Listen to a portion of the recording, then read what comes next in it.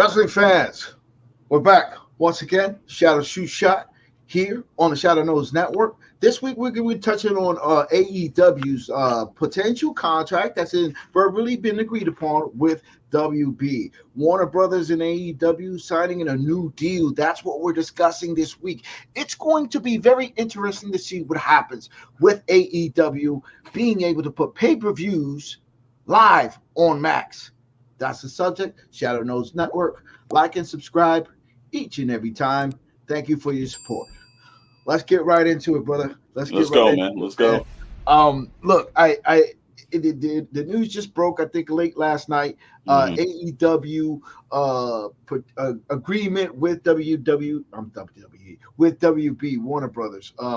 There's a verbal agreement. Basically, now they got to work out the details and everything else like that. So the money is there, things are in place, and probably the most potentially exciting thing for AEW is that they would be playing pay-per-views on Max. Now, I said this like a couple of months ago, like when they were started talking about the negotiation of things and stuff. It would be really exciting to see them put AEW pay-per-views on the Bleacher Report beta, which is on Max. That'd be exciting because Bleacher Report, TBS, TNT, all of that stuff, put that into the sports section of Max. Now that it looks like that's going to take place, here's the exciting part. This is an opportunity for a lot of casual wrestling fans to see AEW on their big stage, which is their pay-per-views.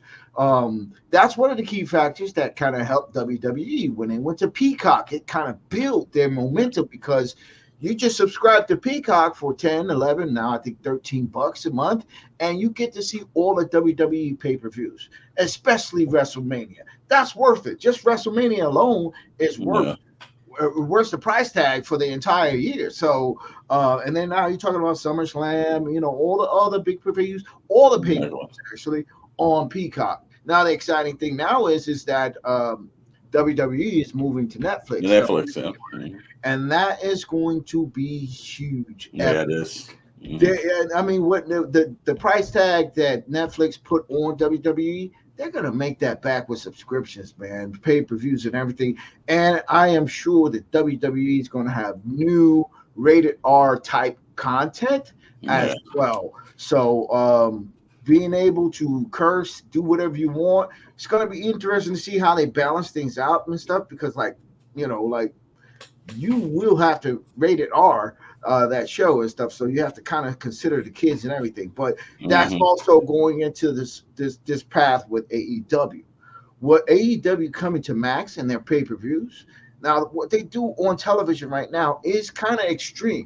So now imagine these guys being able to curse and do whatever they want on these pay-per-views. It's going to be interesting to see how they balance things out. Well, this is where I disagree with you on.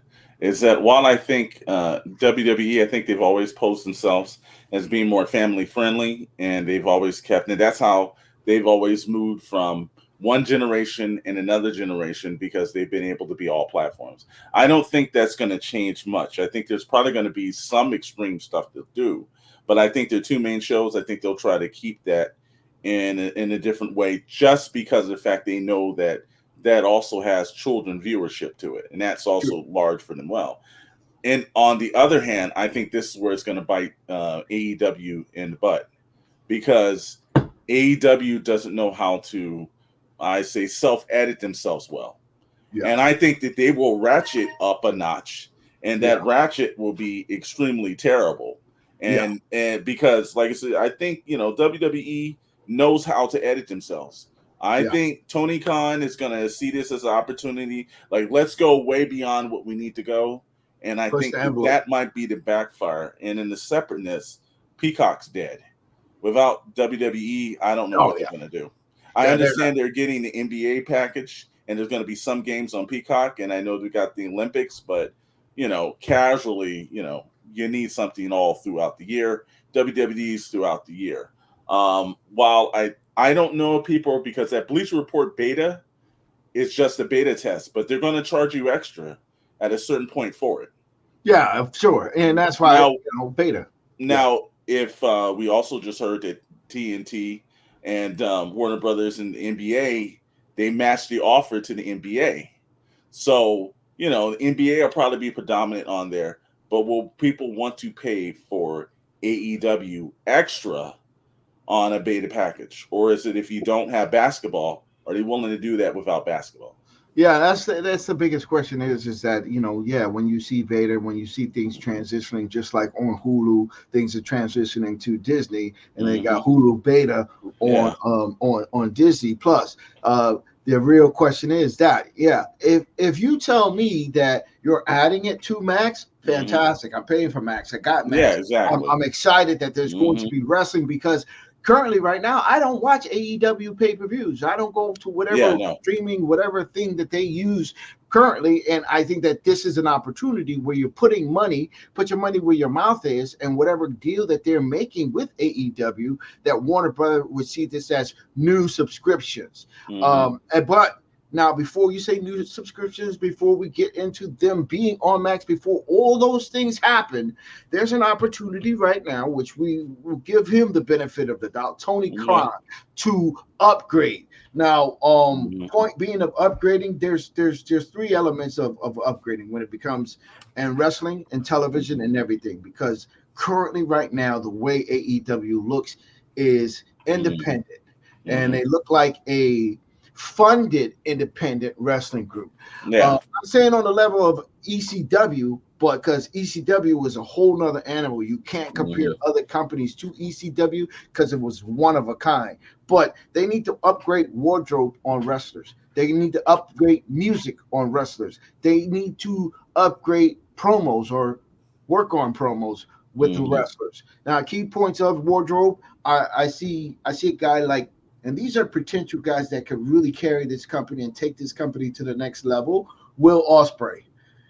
Someone designed his costumes, but his costumes don't look fantastic. They don't look Hmm. right fitted. There's elements. There's some costumes that he does have, and there's some costumes that look great, and there's some costumes that he has that look really cheesy, trash, low budget. I got my aunt to design this and make this for me. This one guy in particular that I have to say is like he got all his costumes custom made, spray paint and everything. That's RVD.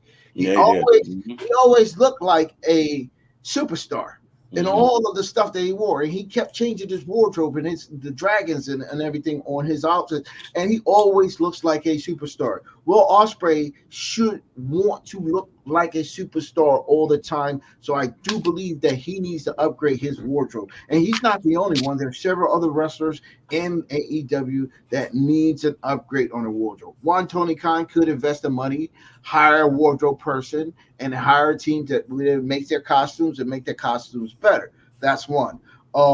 I think that when it comes to music, they pay money for the rights to use interest music for certain wrestlers and Yeah, some of wrestlers. course. Mhm. Some wrestlers have terrible music. Some wrestlers' music is just not appealing. It doesn't match their character, and I think that should be reviewed. When it comes to creative, you have to look at the person, what their personality is, and then you work on their wardrobe and you work on the interest music because interest music is what hypes up the fans, with them to identify who's coming out of those curtains and into Mhm. the arena. That's what hypes everybody up. Like when you hear the simplicity of the Wyatt Six. It's just Mhm. one piano note, bing, bing, bing. That's no. It's just a piano key, but every freaking one knows who's coming out there. Identifiable, something iconic, something that's really elevating the character, their persona, and hyping up the fans and stuff. So Well, here's the thing. Do you think that even with the WWE, just to mention, because their music coordinator is a very good one, and he's mhm. had years to work on it. But there's some music in the WWE that's not that well either. It No, doesn't hit. You come out, it hits flat. It doesn't work. Now with AEW, even if they up their production, because I do think their production does look, they're one step above TNA, where they still have that, like you said, very independent feel, but it still feels like the arena's not sold out when they're there, and it Yeah, looks like a lot it's of the not ring materials, a lot of the things that you look just in the production, their Titantron and the rest of stuff does not look like the money that Tony Khan has. It looks true. like an understep production. But with True. music, I don't know, because I think the music is killing, because I don't think AEW has a lot of interesting characters. With the WWE, there are very interesting characters. If you take it to the Attitude Era, everyone that came out had great music, but they had great gimmicks. There's a lot of feeling out and everything. So like I personally like the Young Bucks are okay. I don't like the Young Bucks music, Bootleg. and I also think that their gimmick right now is just not good. Trash. So, you've got to like everything, not just, you might have to exchange some writers. You might have to, get better music. You might have to do better lighting. You might have to actually change your ring demographics. But they need to go it up a level, because they sit in between legitimacy and like some backwoods promotion. They're right in the middle of that. True. True. And yeah, I'll agree with you. The Young Bucks, I'm disappointed. And just it's like when you were one of the founders of AEW, you should be held to a higher standard, and people's expectation should be higher for them. And I think that the gimmick that they're running right now is terrible. Guys dressed in suits, and they're like cheap suits, and they don't look like, it's like it would be better if you had someone design a suit-like outfit for them to wrestle in, rather than wear street clothes suits and try to wrestle. Well, the suits look like bad Men's Warehouse suits. Yes, at three for least $50. Yeah, at least when like Ric Flair came out, it looked like he was wearing dreads that he shouldn't be wrestling in. Because Ric Flair spent thousands of dollars exactly. on You could tell good suit work. Their suits again, it looks like it's some like they got off the rack at like Sears or someplace and just threw it on, and it just looks cheap and everything. Their gimmick is not working, and somehow it's the same thing with Mercedes Moné. Her music stinks.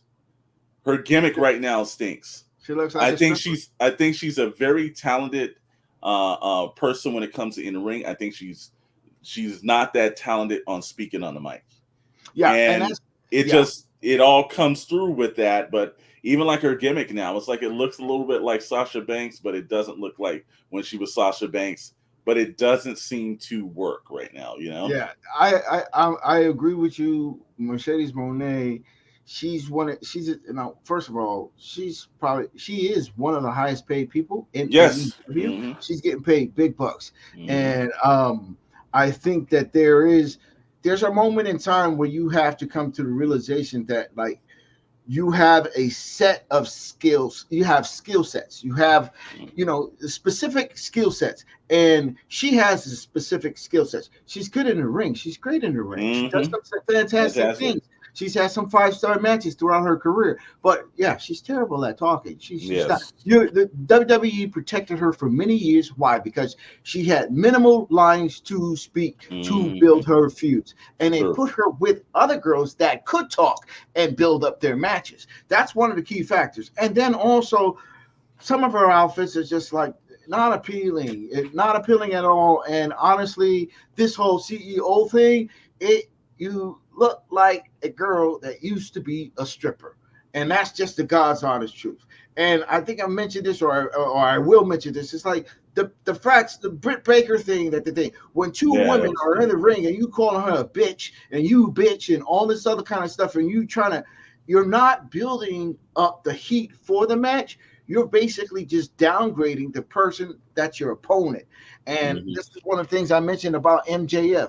You could talk trash about your opponent, but have it to have reason why you're doing it, to build towards the match and the feud that you're having. But when you start personally downgrading people, you turn it into something that's really horrible. Perfect example.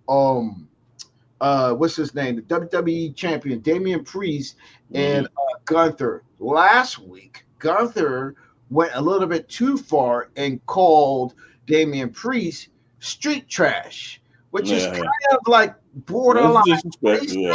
It's very disrespectful, but he could have just called him, like as he stated before, a bum. You want to call him a bum? Call him a bum. Bums overall, it's universal. But even this week they had to make the adjustments, and he had to try to fix it and stuff to kind of, because there was getting negative feedback on that. There's certain elements of speaking and mic work that you do in promos that you cut where you Mhm. have to know your limits. You have to have a set plan and storyline. And that's one of the things that I have to say about AEW. That's one thing that they definitely need to work on. You can send MJF out there. He's young. He's a young talent. And yes, he's Mhm. good on the mic, but he goes too far. He tries to bury every person that he's about to feud with and make them look like trash just to make himself look good.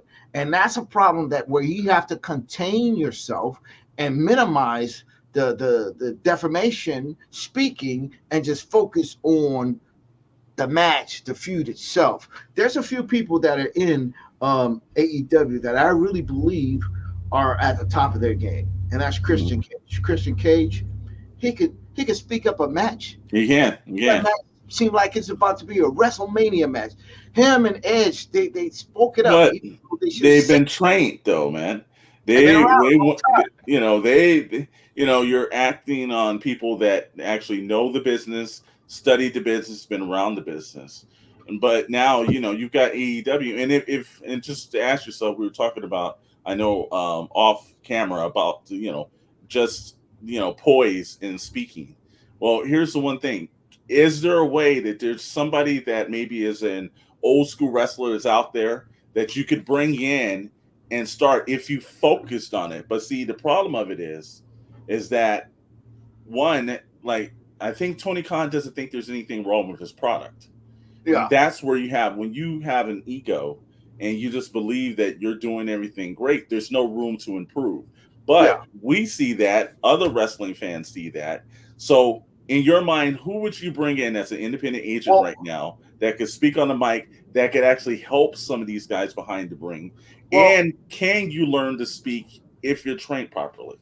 look, it comes down to, like, as I mentioned, Christian. Christian is fantastic. Hmm. He's good. Christian is in his late 40s or early 50s. Hmm. So him as the money or patriarch or whatever it is, and that young kid that's with him, Hmm. um, he's building talent. I think that you should add people to his stable, guys that are Okay. great wrestlers that can't talk. That's how you cover a lot of the wrestlers that can't talk but are great in the ring. But there is a guy. Well, you also have to mention Jeff Jarrett, who's with the Hmm. company. Hmm. He's Sure. at a contract. He's a freaking legend. Jeff Yeah. Jarrett can help guys with their promos and what it is to build a feud and build towards things, and also storytelling in the ring. Jeff Okay. Jarrett is that guy that you want to say. You keep him around, you keep working backstage, you help him work with guys on their matches and everything else like that. But there's a guy that, to me personally, I feel like that is really, really good. Jay Lethal.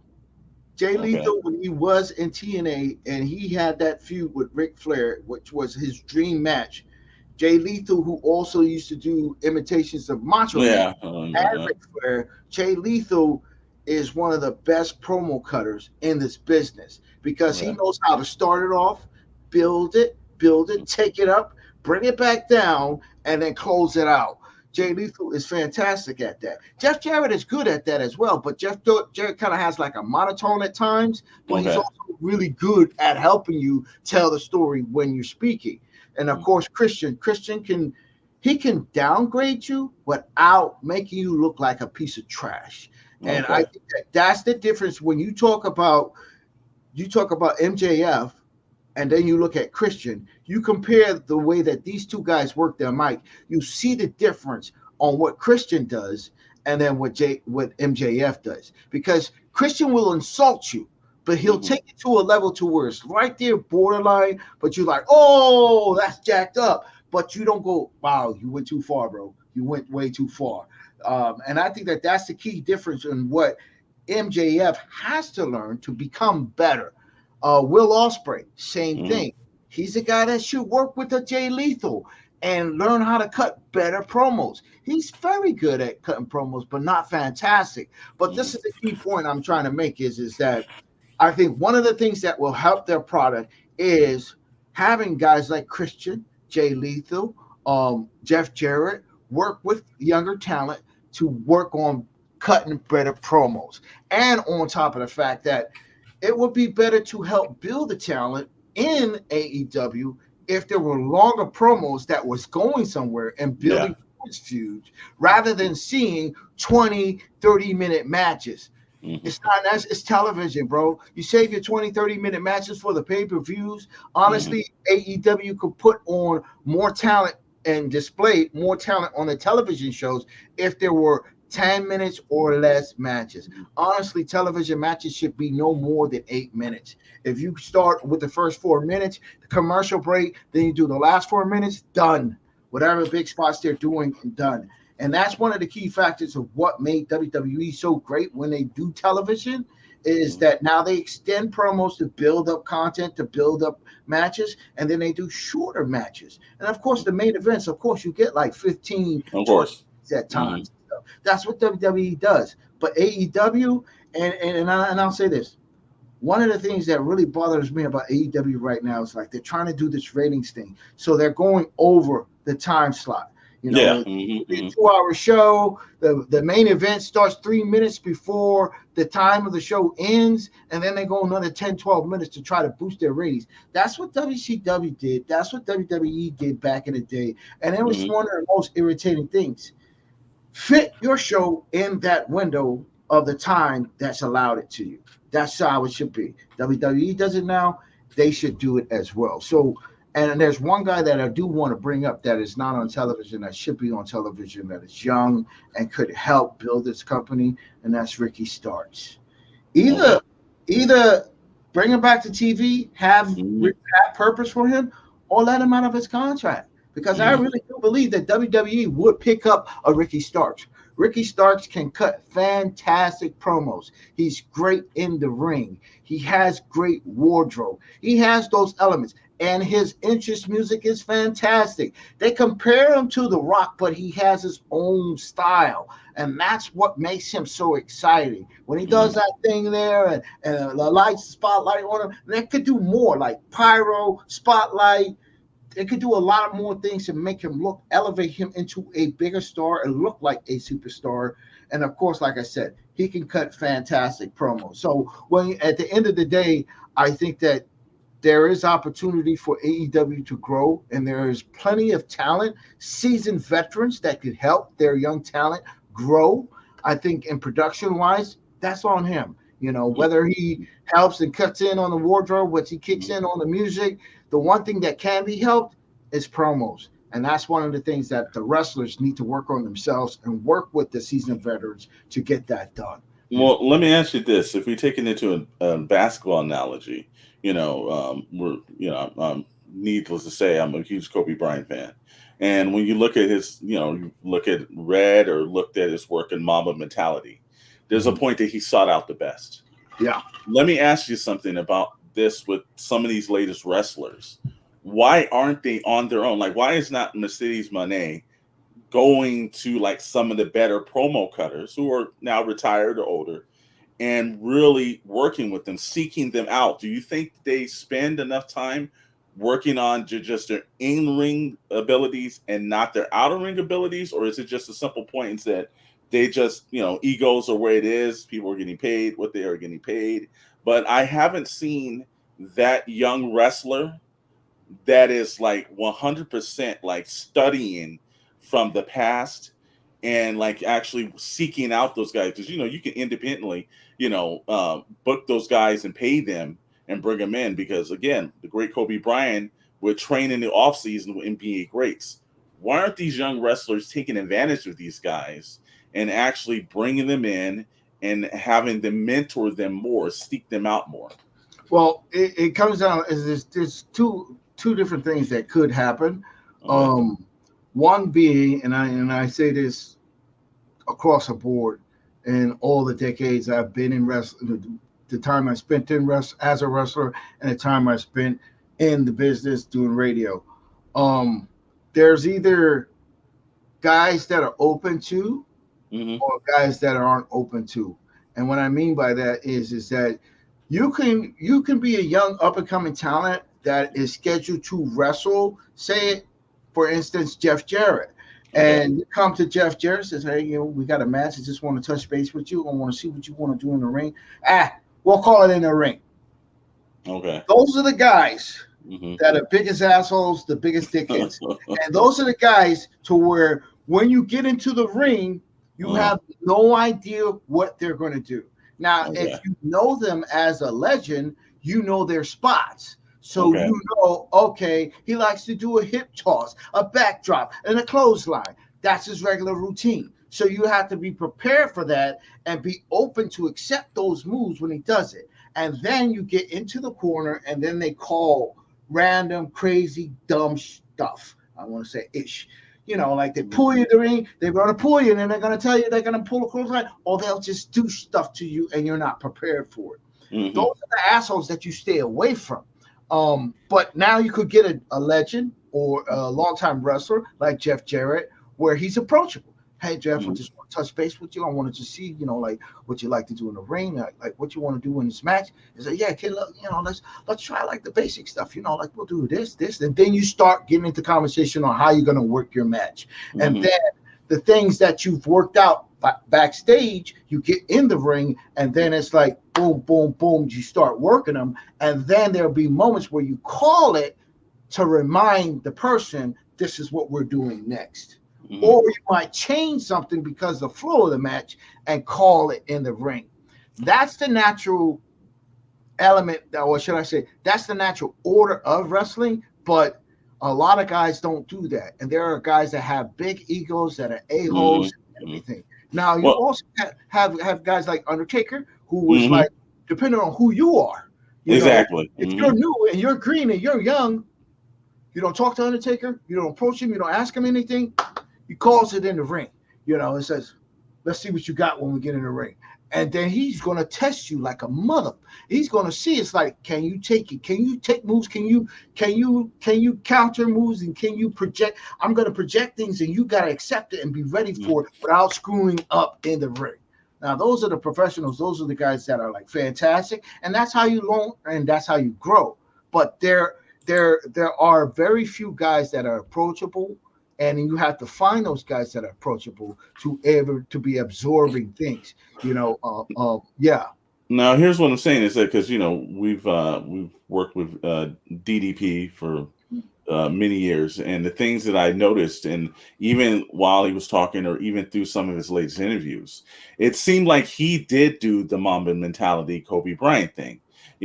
From Dusty Rose to a bunch of other people, it seemed like he sought it out. yeah, And what I'm stating is that I understand. It seems like, and just from the conversation we're having right now, wrestling is still hurting wrestling. It's not outside elements. It's the wrestling is still hurting wrestling. And yeah, if they started approaching it in the same way that, hey, we're all winning, but also, we need to, there's because sometimes we get mediocre, talent in matches due to the point is that they're not always trying to put the best element themselves. yeah, Because somebody is like, whether it's self-sabotaging or egotistical things, or and I think that, like, we've seen that, like, a rise in wrestling, and I'll give the example of like the Rock and Cody Rhodes. When the Rock came in and he found out like the heat. Now the old Rock, the younger Rock, probably wouldn't have cared about it. I'm just going to go with Roman Reigns, and we're just going to go into WrestleMania, sure, and it doesn't sure, matter what it is. A little bit of person had some time and some reflection that he had. He saw where it was going. He did the best thing that was going to be for the company, which he has a stake in as well. So it's not like, it's like he had skin in the game. What I'm stating is that right now it seems like we are getting sometimes mediocre matches, and some of the talent is because as a whole, like when you go in AEW, it's still individualism.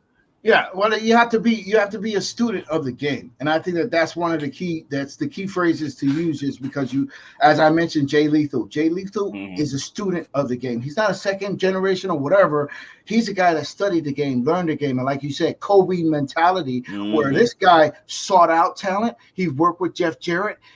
hey, when you got Ric Flair that would agree to do a match and a feud with you, you must be doing something right. And Exactly. he's one of those guys, and that's what it takes in order to be successful in this game. There's not a lot of guys that are students of the game. There's guys that look, when I was wrestling, I was trained by Mando Guerrero. But I didn't stop my learning there. I went to Bill and Jesse. I learned wrestling from them as well and stuff. And then it's also the promoters and stuff like that you work with and stuff. But it's the people that give you the opportunity. There's who's a guy. There's a guy that he's wrestling in the TNA right now. I can't even remember his name, but I saw him train in San Bernardino, and this was after I was wrestling, so I was just doing radio, and he was like, "Hey, Shadowe, what do you think of my match? What do you think I should do? Blah blah blah." And he wanted to learn. He wanted to find. Exactly. Give me your feedback. Tell me what I can do to do better. And there's few guys like that, but there are a few guys that are like that. But you get people like, and look, I don't know Will Ospreay, but like he doesn't seem like a guy that's like trying to absorb off a lot of people. He seems like he's just got it. But he's also worked internationally. But you got guys like Kyle Fletcher, who is 25 years old. He's 6'4". He's like a really good talent that could be a huge star for AEW. But there's the question: is Kyle Fletcher hungry enough to approach Jeff Jarrett? Now, here's the thing: there's also Dustin Runnels. Dustin Runnels is there, Goldust or whatever. He's there. He's training. People come to him for advice, and he gives it. Now, of course, they cut a promo, and it looks like the Von Erich's sons, Kevin Von Erich's sons, are going to be starting with AEW as a tag team, and they put them with Dustin Runnels, or Dustin Rhodes. So with them being with Dustin, they can absorb more. Exactly. I learned how to wrestle from my daddy. Now we're going to do our own thing. No, they're with Dustin. Dustin's going to guide them step by step and help build them and make them better. And just like Billy Gunn's kids, they didn't just learn from the daddy and then that's it. Now they're working with other groups, other teams. They separated from the dad so they can continue to grow and elevate. That's how you become better wrestlers. And you could tell by the guys that are good wrestlers who really study the game. And I was just going to mention one guy. Guy that is Braun Breaker. Braun Breaker, and you say, he's learning and he's learning more. And but what's the difference between those guys, though, man? What's the difference between the last three people that you just stated? Because we just did a show on that. Their legacy. Yeah, like they care about it more. Yeah. See, that's what I'm saying is that wrestling is still hurting wrestling because the guys that they're bringing in, they might think they love the lineup, but I don't see love. You can see whatever sport you're in, whether it's football or it's baseball, whatever, you see that there's some people that just love it, absorb it, they're about it. And there's guys that's in there just taking advantage and just getting their money. There are more of that in wrestling right now. And people are like, well, why aren't we getting the great products? Like I look at like a Jade Cargill. I think there's a love there. I don't think she has all of the attributes to take herself up another level. I think that she's great. She's fantastic. She's got a great look. You can obviously tell that she works on herself extremely hard. She just has this aura. But I think that's where it hits. I don't think there's a lot of other substance behind that. And it's not that from a lack of love. I just think that maybe, there's some things that you just can't erase. You've learned them. They stuck with you. She's a little older compared to other wrestlers. And it's just not getting in it. But again, when I take somebody like DDP, he had a love. He had a tenacity. He started in 40-something. Yeah, he did. Wrestling. But he was able to overcome that because he had a love and a passion for it. Yeah. This is what I don't see it from some of the young guys. I do see it from the legacies. But I think that's the reason why, Tony Khan is just bringing in people. This guy's good. That guy's good. That guy's good. I think he looks great and everything, but he's not elevating his talent. It's not like when you have a football team that you want to get all the guys there to be great.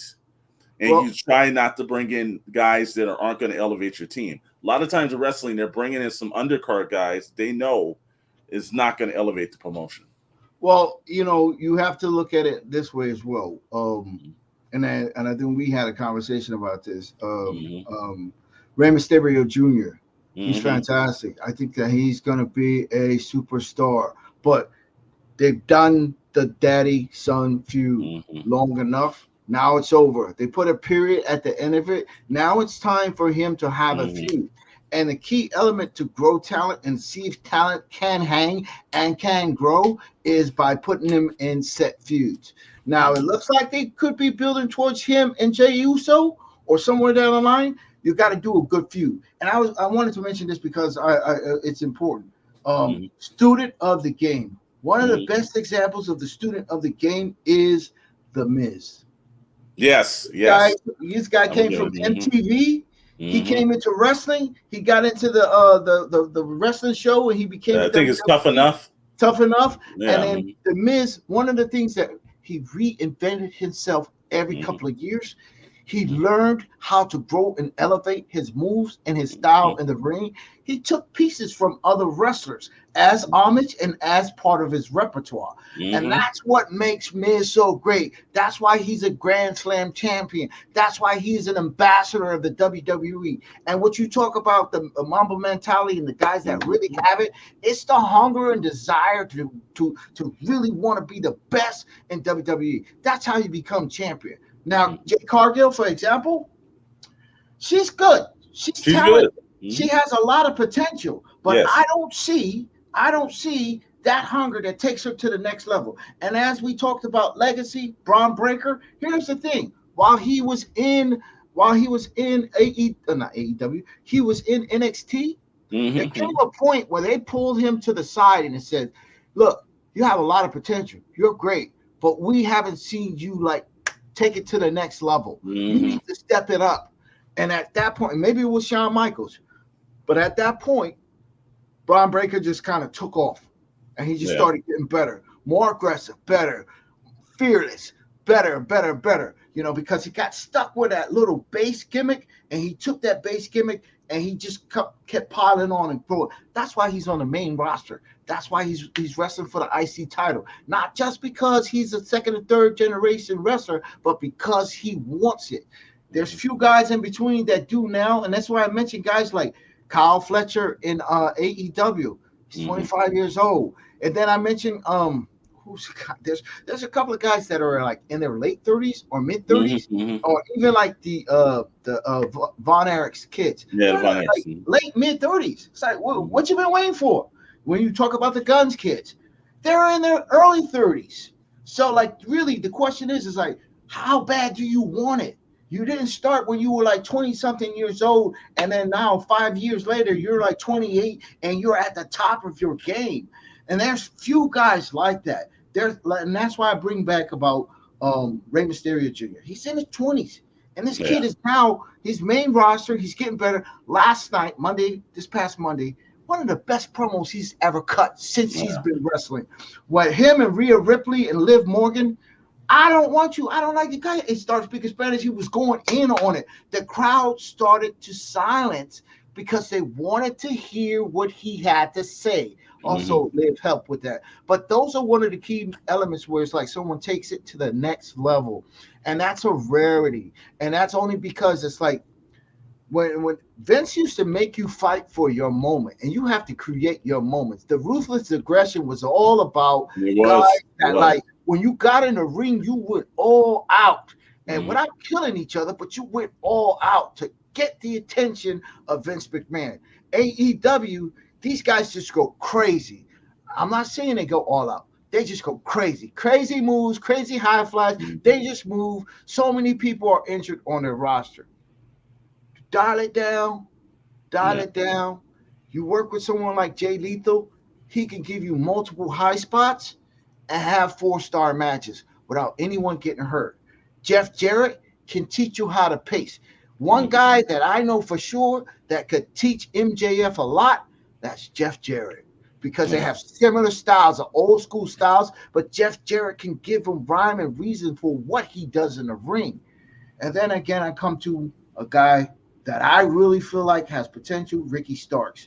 You bring back Ricky Starks and you put him in a program with like Christian. Oh man, oh my God. Ricky Starks and Christian, you would say, oh my God, this dude could be better than The Rock if Ricky Starks and Christian had a feud. Why? Because Christian would teach him how to cut promos even better. He could teach him more in the ring and just elevate that dude to the next level. And that's what we need in AEW. It is the veterans taking guys to the next level. As I mentioned before, Samoa Joe and what's his name? Hook. Yeah. Nah, Hook is that kid that you say, you know what? I need you to go and train a little while longer. You can't just learn this stuff in the ring because you are so green, you know. And that's the thing. Eliminate the green and bring in the talent, and then use one of your shows to build the green. And that's. I hope that they do. I think you're right.